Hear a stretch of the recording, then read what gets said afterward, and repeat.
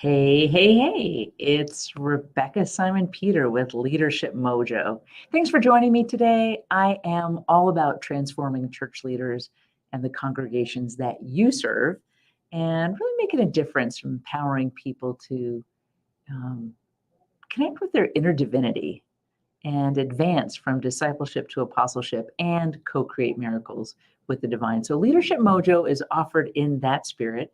And thanks for being with me today. Today, our focus is the first of three persistent questions that church leaders are asking in light of us now being fairly post-pandemic. And these are questions that I've been hearing church leaders ask since the beginning of the pandemic. Everybody's been asking, when do things go back to normal? When do things go back to normal? Now, before I dive in, I want to tell you that this Leadership Mojo is coming to you with content from my latest book, Forging a New Path, Moving the Church Forward in a Post-Pandemic World. And it's really all about embracing the next normal. In order to embrace the next normal that I write about in this book, launching on May 25th, though, we really have to deal with some of our own history. So when we ask the question, when do things go back to normal? We have to start by understanding what we define normal as. And you know, and I know 2020 was not normal. 2021 was not normal. 2022, normal ish, let's just say normal ish. So, when do things go back to normal is a question we've been asking for a couple of years. And what is normal after all? Well, in the church, it has a lot to do with the ways in which we serve communion, the ways in which we gather, coffee hour, the ways that we worship together for many, many months. Many of us wore masks because the droplets were going to carry the coronavirus. And so we were really cautious and really careful about the ways that we worship together. Taking Holy Communion together. Could it be done online? Could it be done in person? Did everything have to be wrapped?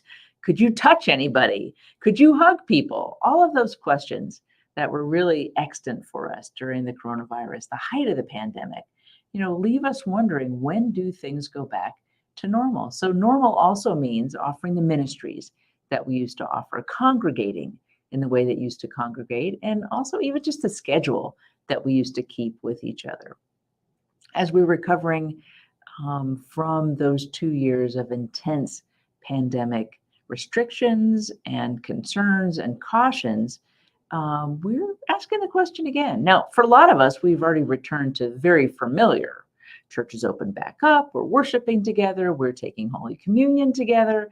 In the church that I serve, we even started passing the attendance pad and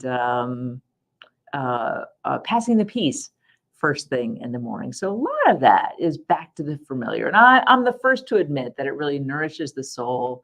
It nourishes the heart to see people, to shake hands, to not be worried about giving people a hug. But we're not asking, when do things go back to the familiar? We're asking, when do things go back to normal? Now, that's a whole different question, because there's a problem with trying to go back to normal. And journey with me back to 2019, and let's look at what the problem was. I know it's going to come to you right away. The problem with going back to normal pre-2020 is that normal wasn't so great in the life of the church. Now, I know we're down about 50% in worship attendance, and I know that many of the gains that were made through online and hybrid worship are not necessarily there. People aren't automatically tuning in online to participate in all the kinds of worship experiences that might have seemed super interesting during the pandemic. And you go to church and you look around, and the congregation is generally 50% smaller. So we can all be forgiven for asking, when do things go back to normal? And I hope you will forgive me for pointing out normal wasn't that great to begin with. And there's that forgotten problem with normal, which is when we were there, we weren't that happy with it. Long before the pandemic erupted, long before that little coronavirus jumped from body to body and lungs to lungs and country to country, churches were already worried about health and vitality. And we were already concerned about, how do we get more young people in? How do we get parents here? How do we get them to bring their kids? How do we get grandparents to bring grandkids? How do we ensure that the congregation will survive past being able to bury our elders. The forgotten problem with normal is that normal wasn't that great. Now, that's not to say that some churches weren't thriving. They were. I was with members of the Creating a Culture of Renewal community just earlier today as we were gathering together for retreat, and heard many wonderful stories about strong churches before the pandemic and how they managed to stay strong during the pandemic. But let's just not forget what normal really was in the life of the church.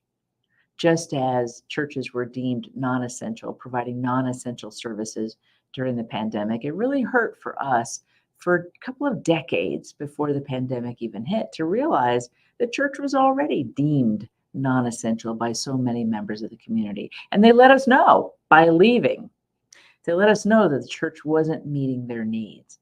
So we have that background of understanding what it means to be deemed non-essential by people, not governors and not governments, but just people letting us know, this isn't really cutting it for me.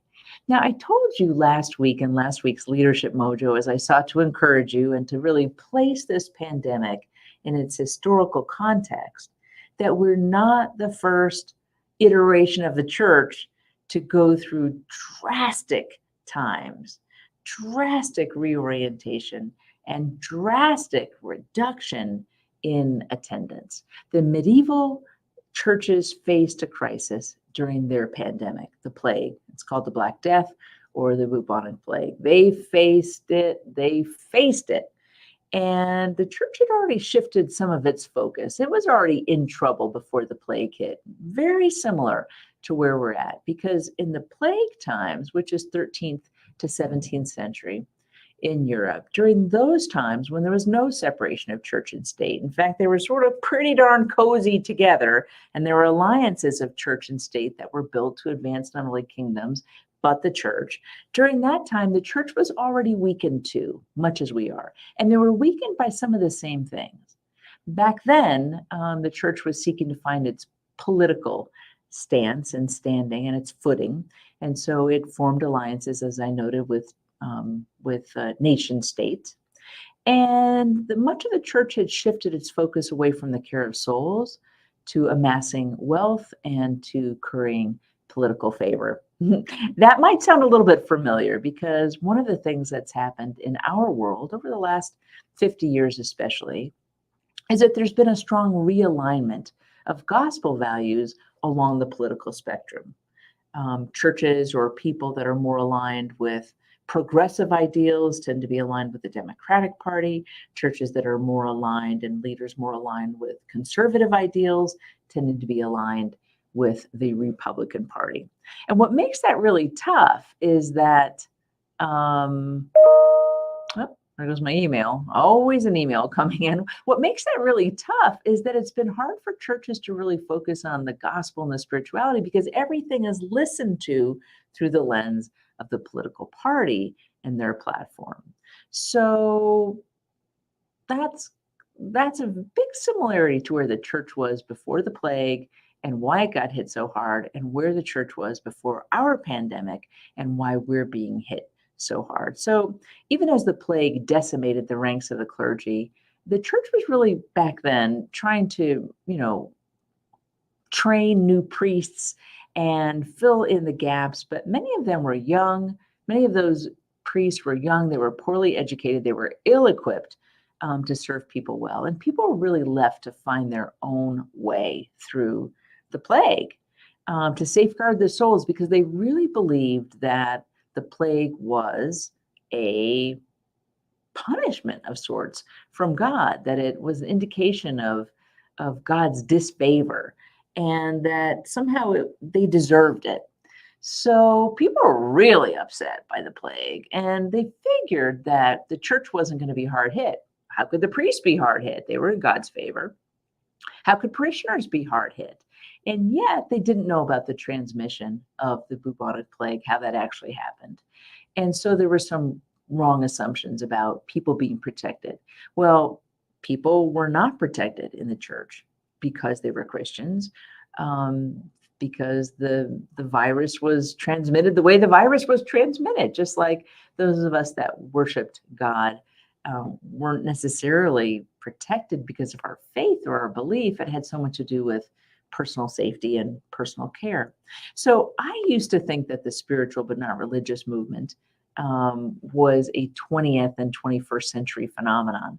But when I studied the bubonic plague, I found out, oh no, this was going on way back then, because the church couldn't safeguard its people, and because people were so deeply upset by the deaths of the plague and the decimation that happened to clergy and the laity. Because of that, people had to find their own way, because the church was not really available to them. They had to find their own way to safeguard their souls, to comfort themselves, and to stay connected to each other and to God in community when the church really wasn't able to come through. And so they went around the church authorities in all kinds of ways. And the spiritual but not religious movement is something that's been going on for centuries. So, in the quest to return to normal, many church leaders and many members are operating from the assumption that the church as is can simply, get its mojo going again and move past these hits from the pandemic and just sort of get back to being the church. And I think that people think, now that things are sort of going back to normal, we're going to get back to something recognizable. We're just going to start up again. Like many people back then during the bubonic plague thought, well, we'll just sort of get our mojo going again and we're going to start up again. But the spiritual but not religious of that day said no, because the church itself, where it was, didn't really serve. In the same way that people are telling us today, no, we're not necessarily just coming back because the doors are open again. We've already been disenchanted. We've already had too much aligned with politics. We've already had too much polarization. We've already sensed that maybe the church doesn't care about us as much as it cares about national or political agendas. So what I want to offer today is, when do things go back to normal? A different kind of answer. I think what normal is going to look like is reinvented. And that is embracing spirituality as the next normal. That's what I really see as the shift that needs to happen for us, is embracing spirituality as a big part of the next normal. And rather than fearing or dismissing the messages that we've been getting for decades now from people who have left church and let us know by voting with their feet that the church wasn't meeting their needs, rather than being upset by that, I think it's really time for us to learn from that. Let's learn from the spiritual but not religious, because they are communicating that they want spirituality. They're just not finding it in the church. That's an incredibly hopeful message for us when people tell us they want spirituality. Now it's up to us to really figure out, how do we provide that? Well, I go into lots of answers in the book in Forging a New Path about how to provide more spirituality. But I do want to say that there are three things I can leave you with right now to think about. The first is, share the Bible stories as spiritual experiences. So often we mine the stories for do's and don'ts, and we find the moral of the story. And I want to encourage you to sort of lay that stuff aside and really just offer the Bible stories, frame them as spiritual experiences, and invite people to hear themselves in those experiences, or to invite them to ask God if they might not have some sort of spiritual experience. That's the first thing. The second thing is to just start a discussion with people in your congregation. What do they hear when they hear the word spirituality? How does church feed their spirit or not feed their spirit? How would they like to grow spiritually? Bring that question right into the heart of church. Ask people to discuss it. Open up your heart and your mind. It can happen in Bible study. It can happen in worship. It can happen in a church council meeting. There's no place in the church that's off limits to talking about spirituality. Go right to the people and ask them, what might they like to have in terms of spirituality in the church? And then the next thing I want to say, this last tip for today, is to frame your next worship service or Bible study or small group gathering, frame it intentionally as an opportunity to hear from God. You could even start by saying, today I'd like you to tune your heart and your mind to the prompting of God. listen throughout our meeting today, or listen throughout our Bible study, or listen throughout worship, or listen throughout the children's message. How is God speaking to you? And then at the end of that experience, whether it's a meeting or a Bible study or a worship service, ask people, how did God speak to you? How did God speak to your spirit today? So it can be as simple as that, bringing spirituality and embracing spirituality as the next normal. Bring that into the conversations in the life of the church.